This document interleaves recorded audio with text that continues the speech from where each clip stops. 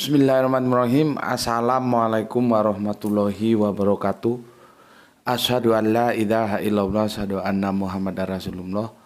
Allahumma sholli ala sayyidina Muhammad wa ala ali sayyidina Muhammad. Kama sholaita ala sayyidina Ibrahim wa ala ali sayyidina Ibrahim bil alamina innaka Hamidum Majid.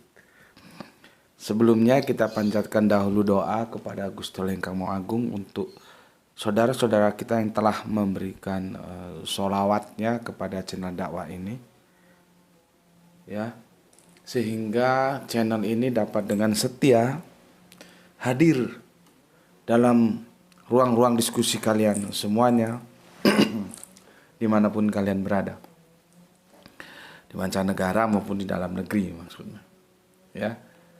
Tentu dengan sebuah harapan insya Allah sholawat itu menjadi catatan langit amal soleh bagi mereka dan keluarganya kelak. Dan insya Allah Allah akan membalaskannya dengan balasan yang terbaik. Berikutnya untuk seluruh perawat terkasihku dimanapun kalian berada, di mancanegara, di dalam negeri, semoga selalu always tidak pernah never tetaplah bertumbuh menjadi pribadi yang anti skip dan anti download.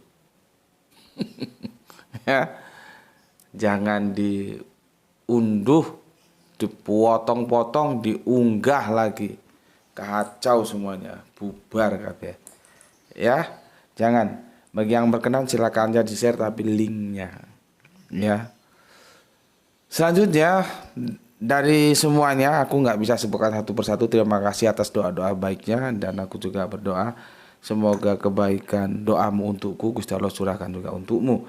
Sebagai saudara sesama muslim kita saling mendoakan dalam kebaikan. Dan insya Allah doa kita adalah bagian dari doa-doa yang diijabai. Amin amin ya rabbal alamin. Sebelum kita lanjutkan kajian kita, terima dulu salam penyemangat kita dalam sinau bareng belajar bersama, yaitu salam Isra Islam Rasional. Bismillahirrahmanirrahim. Ini seharian mendung nih, jadi pakai jaket, dingin. Kita masuk seri yang ke 6 ya. Seri yang ke-6. Ini. Jadi aku sudah jelaskan kemarin apakah Kanjeng Nabi itu membaptis, yaitu sudah lihat sendiri ayatnya seperti itu. Cuman kan istilahnya ya nggak sama lah ya, masing-masing punya istilahan sendiri-sendiri, tapi substansinya ya podo ae lah begitu ya. Ada peristiwa Kais bin Hasim, Sumama bin Utsal, dan Usaid bin Hudair, ya, 3. Nanti kalian silahkan cari lagi referensi, mungkin ada hadis-hadis pendukung lainnya.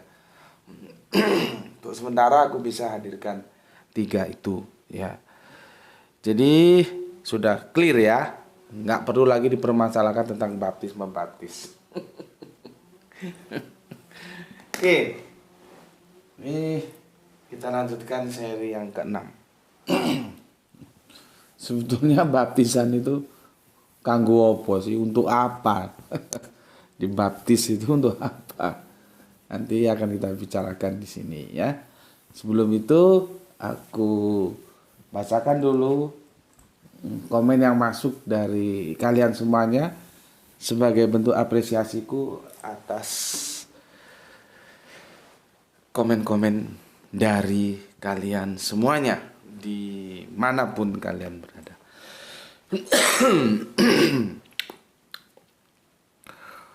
Tinggal batuk ini belum bisa hilang ya. Kalau semuanya alhamdulillah sudah stabil, sudah bisa tidur. Bagian belakang punggung sampai ke paha, betis turun terus. Alhamdulillah sudah normal. Badan sudah nggak panas, nggak dingin, sudah normal. Tinggal batuk ini. Tapi ya sudah alhamdulillah. Oke. Pertama Kang Arif Muksinin Tuban Ciapaderus. Oke, matur thank you. Salam Isra untukmu ya. Berikutnya Wong Kito Galo, Sidan Gaming Palembang. Assalamualaikum. Waalaikumsalam. Gus, Nyimak 1 menit setelah tayang habis sholat maghrib dan sudah barusan makan malam. Semoga dengan kajian ini kita umat Islam bisa jadi penentu. Mantap ya. Jadi wasit itu penentu, bukan tengah-tengah ya.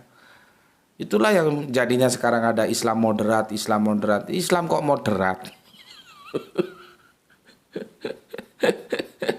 Aku juga ya bikin istilah boleh-boleh saja lah, seperti kita bikin istilahan tujuannya apa, untuk menyemangati belajar apa, Isra, Islam rasional lah. Kalau itu kan ya nggak bermasalah. Ini ada Islam moderat. Akidah itu nggak bisa moderat, akidah karena dalam Islam itu ada akidah. Akidah itu hitam putih ya, nggak ada tengah-tengah. Nanti kalau yang maunya jalan tengah itu diperingatkan nanti sama Allah. Ya. Oke ya, kita jadi penentu, bukan umat tengahan, tapi umat yang menentukan. Dan tentunya Islam saling memakmurkan, ya, sesama saudara, saling mendukung, saling membantu, ya. Salam Isra dari kota Palembang. Salam Isra juga untuk semua saudaraku yang ada di Palembang. Empek-empek Palembang, kerupuk Palembang. Mantap. Terima kasih Sidan. Kita lanjutkan Kang Mas Isdianto PPTK. Alhamdulillah Gus. Sidam ini setia hadir nyimak kajian menuntut ilmu, setia menunggu seri yang ke-6. Semoga sehat selalu Gus dan mudah mendapat rezeki yang barokah. Salam Islam rasional. Oke, matur nuwun banun, salam Islam rasional juga untuk seluruh saudara-saudaraku yang ada di Sidamanik. Bil khusus Kang Mas Isdianto PPTK. Berikutnya sesepuh kita Bapak Ikhwan Tamim. Alhamdulillah. Tangerang hadir, salam Isra, semoga Allah menganugerahkan rizki kepada kita semua. Wabil khusus buat Tuan Guru GM. Assalamualaikum warahmatullahi wabarakatuh. Waalaikumsalam. Alhamdulillah Tangerang diguyur hujan dari malam Ahad jam 2-an. Ya, ternyata masih di mana-mana hujannya, nggak di sini aja aku kira ya. Oke, terima kasih Kak untuk Bapak kita ya, Bapak Iwan Tamim, dan semoga hujannya menjadi hujan yang menjadi rahmat. Dari Tangerang kita ke Brebes, ada Kang Nurkolis. Alhamdulillah Brebes hadir ngaji, salam sehat selalu dan salam Islam rasional guru. Oke, salam Isra juga untukmu Kang. Terima kasih matur nuwun. Dilanjutkan ada soleh kita Gispati. Alhamdulillah nyimak Tuan Guru, semoga kita semua selalu dalam ridho Allah. Salam Isra dari Palu. Oke, salam Isra juga. Kang Samsul Yatim. Wah, ini mantap ini. Perhatikan baik-baik. Alhamdulillah gelar Tikargo, salam Isra juga. Sekali lagi kuliah gratis, modal minat, mantap. Oke. Banyak thoriqoh yang memulai pemuridan sebelum baiat dengan ritual mandi. Biasanya tengah malam itu ya. Saya sendiri merasakan manfaat mandi tengah malam ini Gus. Dan sampai sekarang saya suka mengerjakan. Selain memang menyegarkan secara logis, tubuh kita ini punya sistem imun yang harus dilatih perang. Yaitu salah satunya imun ini dibangunkan dengan mandi tengah malam. Saya sudah meninggalkan versi mistisnya. Artinya mistis mandi tengah malam ya. Banyak juga yang beranggapan bahwa Nabi Isa itu pengajarannya sangat dekat dengan tasawuf. Dari istilah-istilah seperti membangkitkan orang mati, menyembuhkan orang buta, menyembuhkan kusta, dan lain-lain. Kalimat-kalimat metafora tersebut bermakna kematian, kebutaan, kotoran rohani. Seperti umumnya kita dengar, kekosongan hati akan nilai-nilai keilahian adalah bangkai berjalan. Mantap. Ya memang seperti itu. Ya, yang jadi masalah orang mengira itu harafiah. Membangkitkan yang mati itu, yang mati apanya? Ya. Seperti almarhum Gus Panani ngajari aku, guru Al-Quranku itu, Orang-orang yang berjalan-jalan di plaza, di keramaian, dimanapun di perkantoran itu kalau nggak ada la ilaha illallah dalam hatinya itu sama aja bangkai berjalan.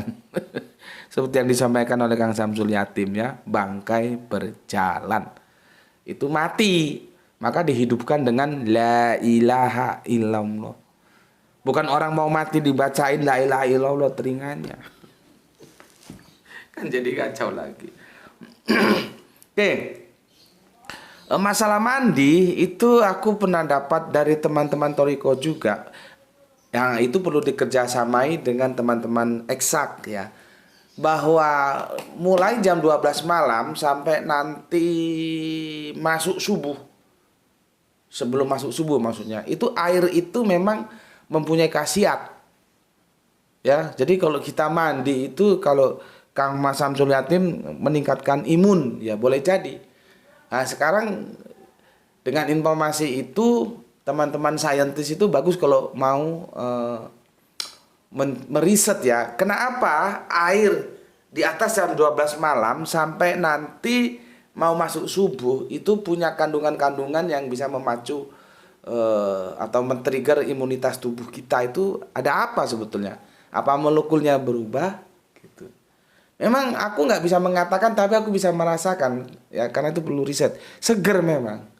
Kalau kita mandi ya di tengah malam itu seger, sehat badan gitu. Ya, itu aku dikasih tahu jamnya itu setelah jam 12 sampai nanti masuk waktu subuh. Kalau teman-teman yang nggak tahu apa itu dongeng atau gimana, air-air di sungai, di lautan, di danau kalau jam 12 malam itu katanya berhenti. Nggak berombak, nggak bergoyang. Ya bagaimana mau riset? Ya, tapi sudahlah itu sisi mistis mungkin ya. Yang jelas rasanya memang beda kalau kita mandi tengah malam. Ya, dan seperti aku bilang kemarin, adik dari ibu mamaku itu juga disuruh kumkum. Nggak tahu itu ikut toriko apa, aku juga nggak tahu. Jadi pamanku itu disuruh kumkum dalam kolam. Ya. Ya dibaptis itu gitu. Ya, jadi artinya setelah kita kaji seperti ini, dalam Islam juga sebetulnya ritual-ritual baptisan itu bukan sesuatu yang aneh gitu loh. Cuman kan ya istilahnya selagi-lagi ya bukan baptis gitu ya. Oke, terima kasih Kang Samsul Yatim atas berbagi pengalamannya ya. Selanjutnya Kang Abdul Qadir DJ, alhamdulillah bab Smitis. Kick menarik dasar simbolis baptis. Toharo, kalau kita toharo ya. Oke, terima kasih Kang Abdul Qadir DJ yang ada di Pamekasan. Berikutnya Sam Gurem and Rukem, Shalom Aleichem ya. Arema Raja Joas dari Sawu Jajar dia ya. Sekitar ya kalau nggak macet 1 jaman lah dari sini. Dan jangan lupa kita doakan ya, semoga dapat jodoh yang soleha Kang Mas atau Sam Gurem and Rukem ini. Selanjutnya Kang Sahran Gipari menyimak setelah tayang setengah jam. Mantap. Hujan kembali turun seharian. Wow. Kang Ilham Perdana, kolam Siloam. Ya, kolam Siloam. Bahasa Yunani ya. Kolim Fotra Tau Siloam. Bahasa Ibraninya yaitu Berikat Siloah ya. Bahasa Arabnya Berkah Silwan. Dalam bahasa aslinya yaitu bahasa Ibrani, Siloah itu artinya bisa meluncur, peluncuran, mengirim, pengiriman, mengutus. Iya, mengutus. Tapi ada juga yang diutus, yang kemarin aku bilang rancu, jadinya mana yang benar ini. Itu sedikit tambahan dari saya Gus setelah saya telusuri dari kata Siloah. Oke, terima kasih atas datanya yang sangat bermanfaat.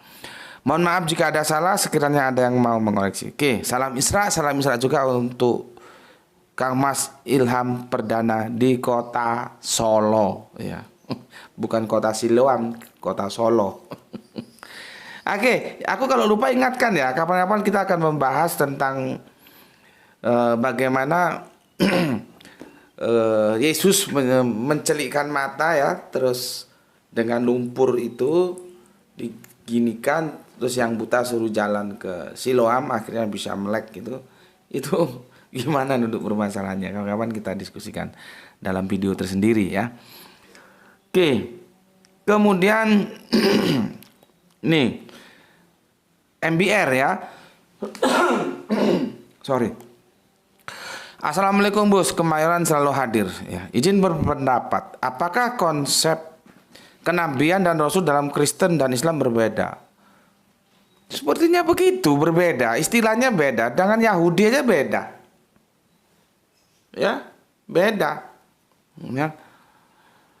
Karena jika konsep penabian itu sama, tapi konsep rasul dalam Kristen berbeda.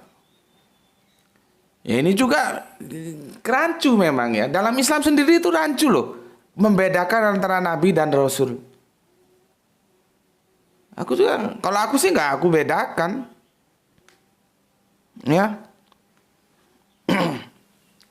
Ya nabi ya rasul, rasul ya nabi gitu loh.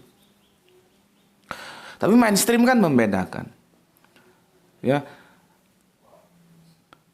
Dalam Islam rasul adalah semacam nabi yang menerima wahyu dan menyampaikan kepada umatnya. Sedangkan dalam Kristen konsep rasul adalah para murid Yesus, Gus. Ya itu bedanya.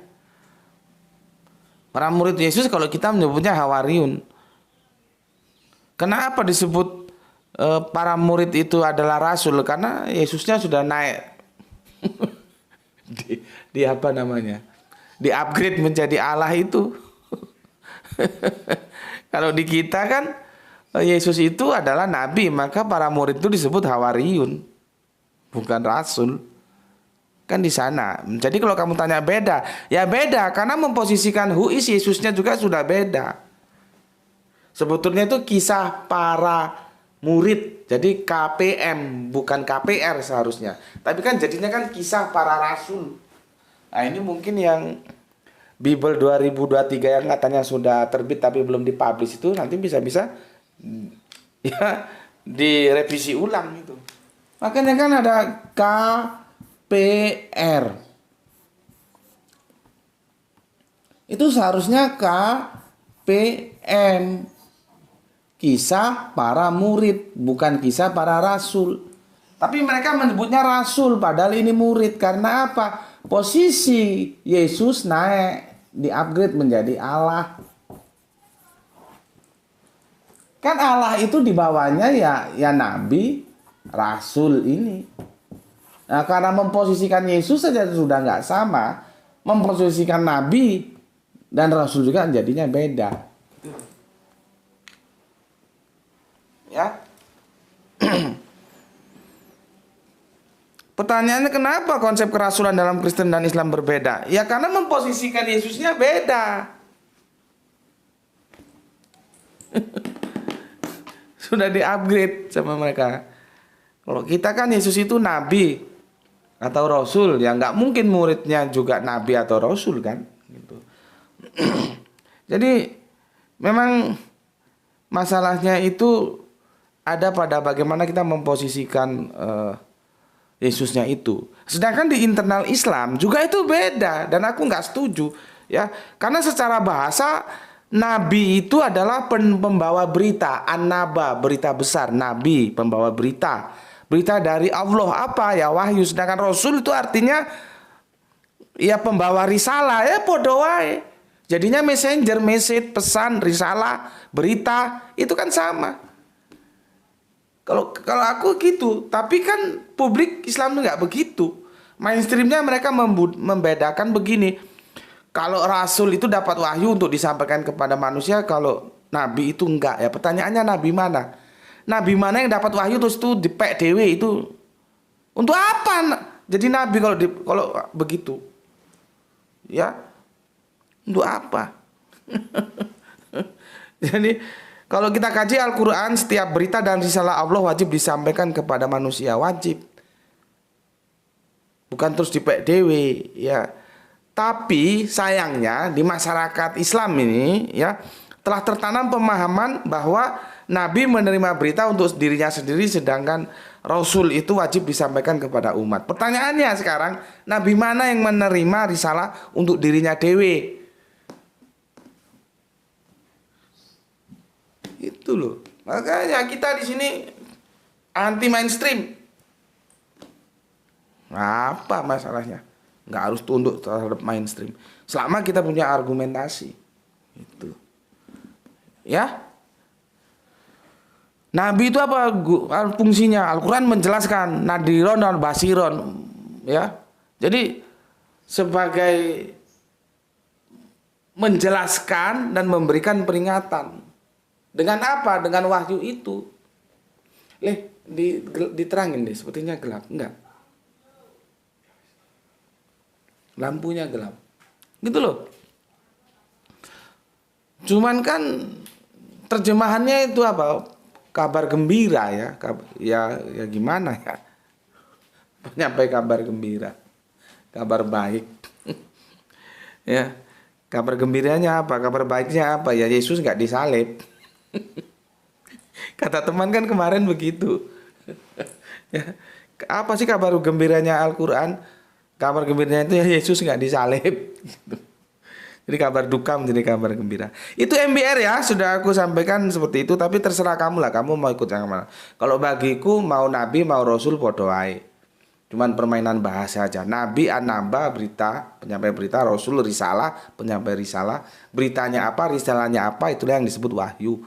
Disampaikan kepada dari Allah pada Jibril kepada Kanjeng Nabi atau pada Rasul, dan disampaikan kepada kita sebagai umat untuk paduan hidup di dunia. Nah, sementara kalau di eksternal Islam dan Kristen, kenapa beda? Karena kita beda memposisikan Yesus. Gitu. Kalau bagi kita muridnya itu ya bukan rasul, hawariun. Ya. Karena bagi kita Yesus itu rasul, nabi, tidak mungkin muridnya juga rasul dan nabi. Atau gini aja lah, istilah rasul itu apakah bisa dikenakan pada murid? Coba kita lihat perjanjian lama, murid terkasihnya dan yang dipercayakan kepadanya untuk melanjutkan perjuangan dakwah itu adalah Yosua. Yosua itu muridnya Kanjeng Nabi Musa, tapi kan nggak disebut Rasul Yosua. Orang Israel, orang Yahudi nggak pernah nyebutnya Rasul Yosua. Ya, karena mereka memposisikan Kanjeng Nabi Musa itu ya nabi, ya rasul, bukan Allah, gitu loh ya. Itu fakta yang gampang untuk kita teliti karena bisa diriset di kitab suci. Oke, itu MBR, semoga memuaskan. Kalau tidak puas nanti silakan tanya lagi. Selanjutnya Kang Edi Margono, Assalamualaikum, waalaikumsalam. Yang punya Jogja Kang Irfan Al-Akbar, ikutan nyimak sambil makan malam bersama keluarga di Malang. Oke, matur thank you. Lagi liburan bersama keluarga ya, sebelum nanti melaksanakan kembali tugas-tugasnya yang ada di Jambi.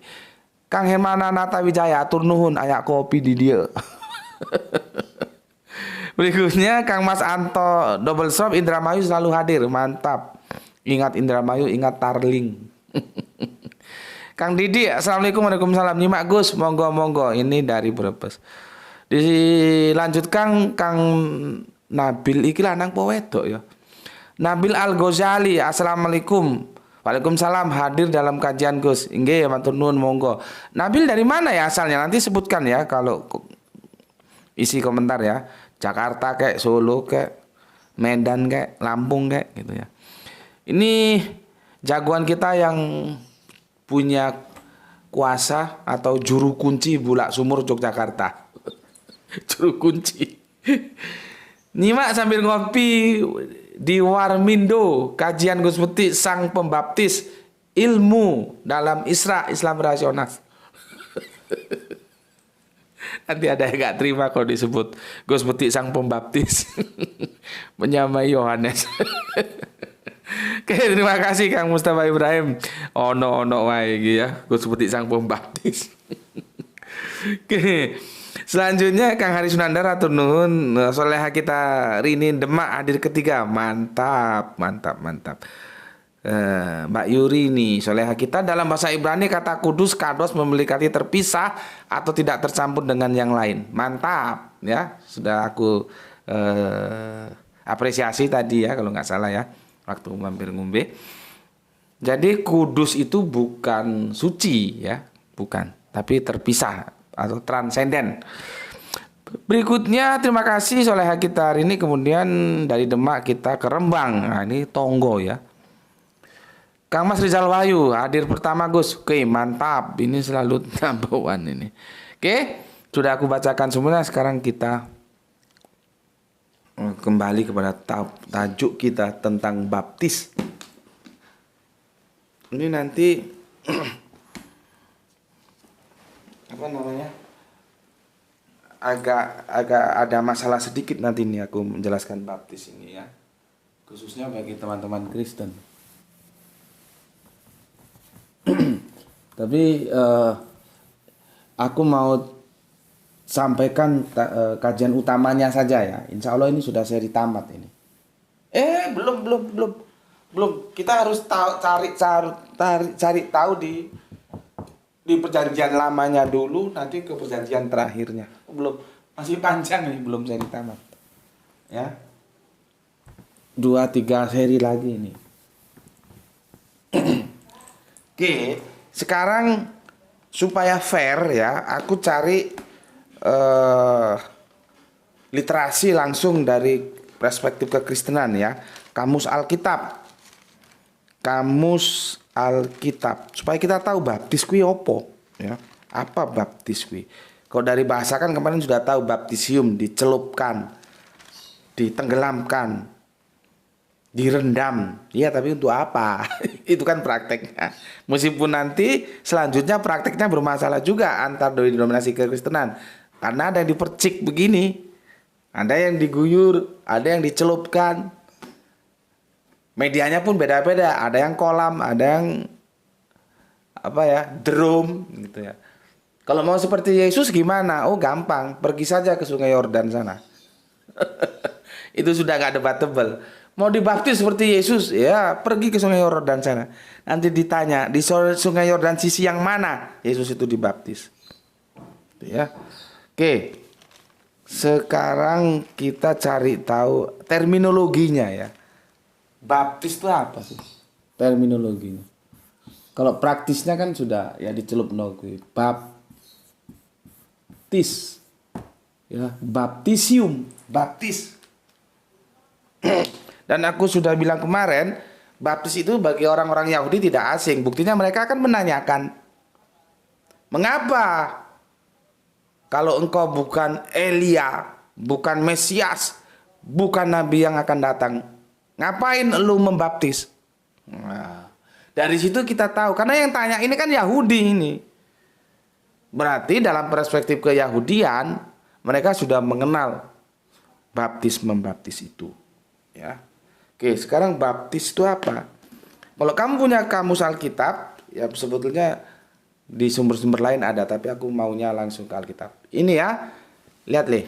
Kamu cari huruf gimana? Oke, baptisan ya. Baptisan ya. Kita disuruh lari ke baptisan. Aku pakai ini supaya kalian yang Kristen itu welcome gitu loh. Jadi aku nggak pakai sumber lain, pakai ini aja. Sekarang kita cari pembaptisan. Huruf P. Nah, ini ya. Dari sini kita tahu. Ini dia. Pembaptisan. Jelas ya? Jelas ya. Nanti kamu screenshot atau kamu baca di Alkitabmu. Ya, nanti kirain ku seperti itu ngerubah kalimat. Nggak begitu, Bos. Nggak boleh merubah itu. Ya. Oke, kamu dengar aku bacakan di sini. Pembaptisan di antara orang-orang Yahudi, jadi orang Yahudi itu sudah kenal ya. Khususnya pada zaman Tuhan Yesus lahir. Kalau gue sih kagak masalah disebut Tuhan. Tuhan Yesus lahir, monggo. Tuhan Yesus lahir, monggo. Asal jangan Allah Yesus. Karena nggak ada namanya Allah Yesus itu nggak ada. Kalau Allah Bapa itu mungkin. Allah Yesus, Allah Anak, Allah Roh Kudus itu nggak ada. Nggak percaya? Cari kalimat. Kalimat itu cari dalam Alkitabmu, ada nggak? Nggak tahu kalau yang terbitan 2023. Yang ada itu Allah Bapa. Ya. Jadi mau disebut Tuhan Yesus ya aku nggak masalah karena aku tahu Tuhan itu sama dengan Tuhan artinya. Ya. Jadi di antara orang-orang Yahudi khususnya pada zaman Tuhan Yesus lahir ya. Kadang-kadang kita repot ya. teman-teman Kristen kalau diskusi itu, Yesus itu adalah Alfa dan Omega, yang awal dan yang akhir. Tapi nyatanya dia punya tahun kelahiran dan diperingati setiap Natal. Artinya dia kan nggak yang awal dan nggak yang akhir. Nanti kan terus dibawa, oh itu praeksistensi. Jangan ngomong.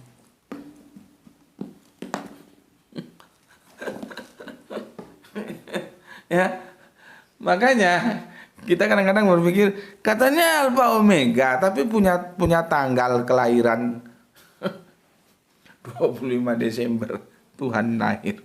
Ya, oke lah, itu nanti masalah lain kita bahas ya.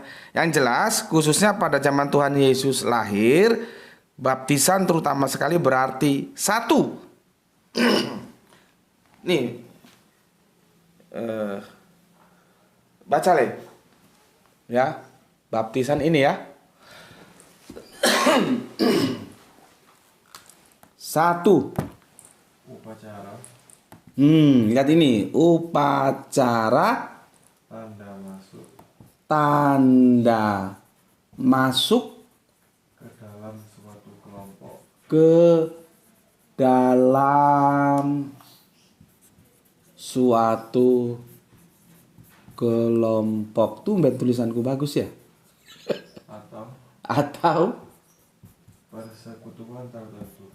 Persekutuan tertentu. Titik. Sudah, ini aku jelaskan. Ini substansinya ini. Baptis itu apalah? Upacara tanda masuk ke dalam satu kelompok atau persekutuan tertentu. Ya kalau dia nabi berarti ya agama. Makanya kita lihat kemarin ada 3 hadis yang aku sampaikan. Bagaimana mereka disuruh mandi. Yang mau masuk Islam tuh. Ya. Jadi kalau begini semua nabi itu membaptis. Baik baptisnya secara langsung atau tidak langsung tuh itu lain hal ya. Karena Yesus itu secara langsung dia tidak pernah membaptis. Nah ini kamu nanti gak percaya lagi. Coba baca itu Alkitab. Yesus itu secara langsung dia tidak pernah membaptis. Tapi dia memerintahkan murid-muridnya untuk membaptis.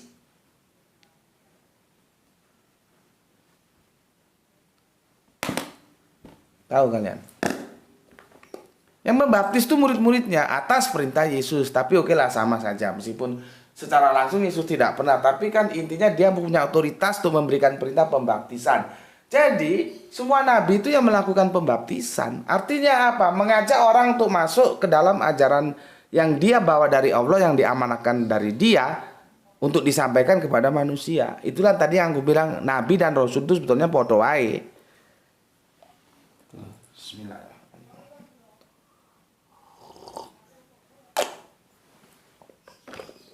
Ya, yang disampaikan oleh Kang Mas Samsul Yatim tadi, kalau di kita itu di kelompok Toriko masih melakukan itu.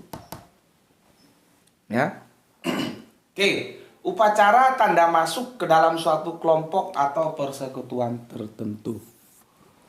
Apakah Nabi yang akan datang itu melakukan? Yes. Nomor 2 tuh. Yang di bawahnya. Ini yang jadi masalah. Upacara. Upacara juga. Nomor 2. Oke. Upacara pembersihan dari dosa-dosa. Perhatikan. Dosa dalam kurung misal apa tuh Markus? Markus berapa? 1:4 tutup kurung titik. Nih. Ya.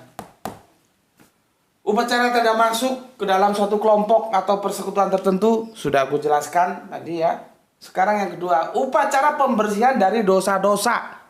Contohnya apa? Markus 1:4. Kita lihat apa kata Markus 1:4. Buka Alkitabmu. Aku juga belum tahu ini apa kata Markus 1:4. Ini aku copy paste loh ya. Penjelasannya dari Alkitab, aku nggak tambahin, nggak kurangi.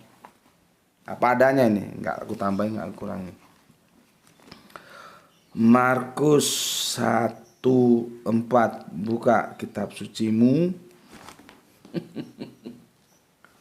Ya, nanti kalau dibilangin terjemahan kitab suci masih belum bisa menerima. Ya wes, kitab suci. Markus 1:4. Demikianlah Yohanes Pembaptis tampil di padang gurun dan menyerukan, bertobatlah, bertobatlah, bertobatlah. Maksudnya itu aku yang ngomong 3 kali supaya telingamu denger, nggak budek gitu loh ya. Bahwa dosa itu diselesaikan dengan tobat, bukan tebus menebus. Teksnya begitu kok. Demikian Yohanes Pembaptis tampil di padang gurun dan menyerukan, bertobatlah dan berilah dirimu dibaptis dan Allah akan mengampuni dosamu. Coba. Dari mana munculnya soteriologi salib itu? Bahwa penyaliban Yesus itu untuk menebus dosa-dosa manusia yang diwariskan sejak Adam. Tidak ada ceritanya. Kematian Yesus di tiang salib itu adalah konsekuensi logis dari perjuangannya dari sisi politis, bukan teologis. Makanya dikatakan kedengkian orang-orang Yahudi. Bukan kenapa dia disalib untuk menebus dosa, enggak. Karena kedengkian Yahudi tengah itu aja. Ini jelas kok, dosa itu diselesaikan dengan cara bertobat dan kita akan diampuni. Ya. Itu dikatakan oleh siapa? Yohanes Pembaptis. Nanti ritualnya bagaimana? Baptisan. Jadi di baptis itu ada yang untuk upacara tanda masuk ke dalam suatu kelompok persekutuan, ada yang untuk pertobatan dari dosa-dosa. Oke. Lalu datanglah kepadanya orang-orang dari seluruh daerah Yudea dan semua penduduk Yerusalem, ya. Dan sambil mengaku dosanya. Jadi ngaku, lu punya dosa, lu ngaku sama Allah. Ya Allah, gue bertobat, ya Allah ampuni gue. Gitu.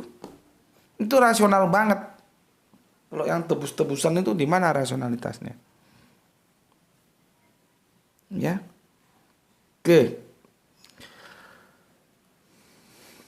Lalu datanglah kepadanya orang-orang dari seluruh daerah Yudea dan semua penduduk Yerusalem dan sambil mengaku, ada pengakuan dosa, ya. Mereka dibaptis di mana? Di Sungai Yordan.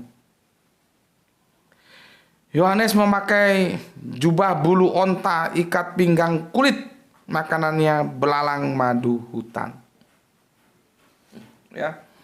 Tapi setidaknya kita sudah paham bahwa dosa itu diselesaikan dengan pertobatan sehingga kita akan diampuni, dibangun dalam ritual pembaptisan. Sekarang coba kita lihat Injil Markus 1 yang ke-9 yang kemarin sudah kita nukil. Ya, yang tadi kan 1:4, sekarang kita yang 1:9, ya. Jadi Markus, ya. Markus 1:9. Ini sudah kita bicarakan kemarin kan? Sekarang aku mau stressing sedikit. Pada waktu itu datanglah Yesus dari Nazaret di tanah Galilea dan ia dibaptis di Sungai Yordan oleh Yohanes.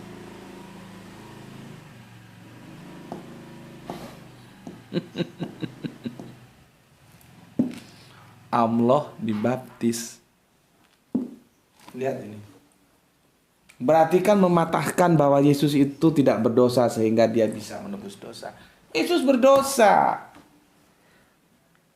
masalah besar atau kecil dosanya itu hal lain, tapi setiap manusia itu punya dosa. Baik yang disengaja dan tidak disengaja. Karena itu pembawaannya manusia. Kalau mau nggak punya dosa, jadi aja malaikat. Gitu loh. Nah, masalahnya Yesus dibaptis. Pembaptisan ini terkait dengan pertobatan. Kita lihat di Markus 1:4. Gitu loh. Jadi kan terbukti Yesus juga ada dosa-dosanya. Terlepas besar kecil itu hal lain. Buktinya apa? Dia dibaptis. Terus bagaimana argumen yang dibangun bahwa Yesus adalah satu-satunya yang bisa menembus dosa manusia? Karena dia satu-satunya manusia yang tidak berdosa. Karena buktinya dibaptis kok. Nggak berdosa gimana? Tapi itu hal lain ya. Itu hanya karena lewat saja aku jelaskan. Tapi setidaknya kita sudah tahu sekarang untuk apa baptisan itu. Yang pertama, upacara tanda masuk ke dalam suatu kelompok atau komunitas tertentu. Yang kedua, sebagai bentuk pertobatan atas dosa-dosa kita, ya, mengaku berdosa dan kita bertobat, maka ritualnya itu dalam bentuk dibaptis. Ya, sudah clear ya? Aku sampaikan di sini dan semoga akan kita lanjutkan besok tentang nabi besok ya. Tentang nabi itu kok orang Israel itu tahu gitu loh ya, tentang baptisnya sudah selesai ya. Besok kita masuk ke seri yang ke-7. Oke, sampai di sini dulu kajian kita ya. Pesan dari aku, jaga Allah, jaga Kanjeng Nabi, jaga Al-Quran, jaga Islam, jaga imanmu, menjadi bingkai keimanan yang paling dalam, paling mantap gitu ya. Tetapi tetap memberi hormat kepada saudara-saudara kita yang mencari jalan lain. Karena mereka juga saudara kita, jadi harus kita hormati. Kita kasihi, kita sayangi. Ada perbedaan, bawa meja diskusi. Ketemu, alhamdulillah. Nggak temu, tetap jalin bahwa kita sama-sama saudara. Gitu aja. Ya, itu akan memberikan keberuntungan bagi semua pihak.